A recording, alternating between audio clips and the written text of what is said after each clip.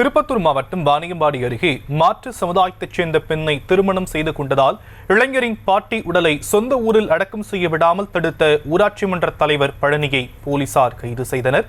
இந்த நிலையில் ஊராட்சி தலைவருக்கு ஆதரவாக 100க்கும் மேற்பட்ட மக்கள் வாணியம்பாடி டிஎஸ்பி அலுவலகம் முன்பாக போராட்டத்தில் ஈடுபட்டதால் பதற்றம் ஏற்பட்டது.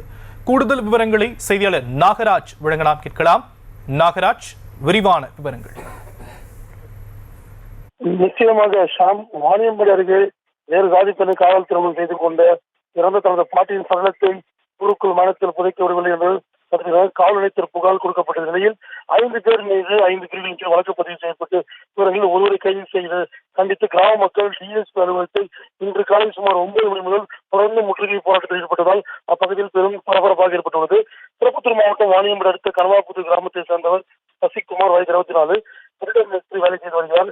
கடந்த 9 மாதங்களுக்கு முன்பு வாணியம்பாடி அடுத்த தொழில் கிராமத்தை சேர்ந்த பரசுராமன் என்பவர் மகள் சந்தியா, வயது 24 முறை மாற்று சமுதாயத்தை சேர்ந்தவரை இவர் திருமணம் செய்து கொண்டார். அதன் பின்னர் கனவாபுத்தூர் கிராமத்தில் தனது தாய் மற்றும் தந்தையுடன் வசித்து வந்த நிலையில் கடந்த 5ஆம் தேதி சசிகுமார் தாயுடைய வழியாக வந்த பாட்டி கனகா என்பவர் உடம்பு சரியாமல் இறந்துவிட்டார். அவருடைய சடலத்தை அங்குள்ள மயானத்தில் அடக்கம் செய்ய ஏற்பாடுகள் நடைபெற்று வந்த போது மாட்டு சமுதாயத்தில் திருமணம் செய்து கொண்ட சசிகுமார் கிராமத்தில் அடக்கம் செய்யக்கூடாது என்று கிராம மக்கள் ஊர் திரைகள் கூறியதை சொல்லியதாக கூறப்படுகிறது.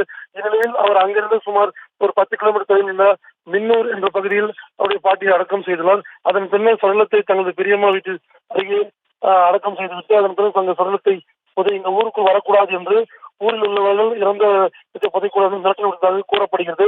இதைத் தொடர்ந்து சசிகுமார், சந்தியா இருவரும் சேர்ந்து தாங்கள் ஊரில் இருப்பதாக நிம்மதி வாழ முடியாது என்று வாணியம்பாடி கிராமிய காவல் நிலையத்தில் கடந்த 7ஆம் தேதி புகார் அளித்துள்ளனர். புகாரின் பேரில் ஊராட்சி மன்ற தலைவர் பழனி மற்றும் ஊர் கவுண்டர் முக்கியஸ்தர் மீது வழக்கு பதிவு செய்யப்பட்டது. இந்நிலையில் இன்று காலை ஊராட்சி மன்ற தலைவர் பழனி என்பவரை பெங்களூரில் தனிப்படை டிஎஸ்பி தலைமையிலான தனிப்படை கைது செய்து வந்ததாக கூறப்படுகிறது. இதனை அறிந்த கிராம மக்கள் சுமார் 200க்கும் மேற்பட்ட பெண்கள் வாணியம்பாடி டிஎஸ்பி அலுவலகத்தை தொடர்ந்து முற்றுகையிட்டு வாக்குவாதத்தில் ஈடுபட்டு வருகின்றனர். அப்போது வாணியம்பாடி சட்டமன்ற உறுப்பினர் செந்தில்குமார் மற்றும் சம்பந்தப்பட்டவர்கள் வாணியம்பாடி டிஎஸ்பியுடன் பேச்சுவார்த்தையில் ஈடுபட்டனர்.